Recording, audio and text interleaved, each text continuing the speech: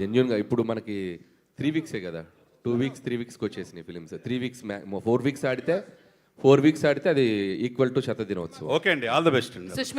Susmitha one thing, Chiranjeevi గారు మనకందరికీ తెలుసు the biggest star, the highest paid star, bigger than Bachchan అని రాసినటువంటి రోజులు మనకు తెలుసు. హైయెస్ట్ పెయిడ్ స్టార్గా what is that you people have paid him as producer? Whatever his market numbers is what we paid him. Highest పెయిడా? నేను చెప్తాను, చిరంజీవి గారు ఈ సినిమాకి బడ్జెట్ చాలా ఫ్రెండ్లీగా, ఎందుకంటే ఈ సినిమాలో స్టార్ క్యాస్ట్ వెంకటేష్ గారు ఉన్నారు, నయనతార గారు ఉన్నారు.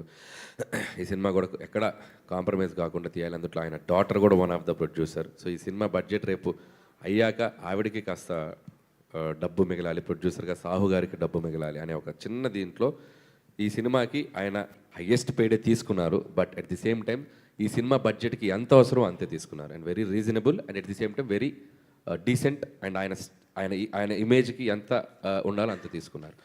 సో దట్ ఈస్ అనిల్ గారు ఇప్పుడు మన తెలుగు ఇండస్ట్రీలో లెజెండరీ హీరోస్ బాలకృష్ణ గారు, చిరంజీవి గారు, వెంకటేష్ గారికి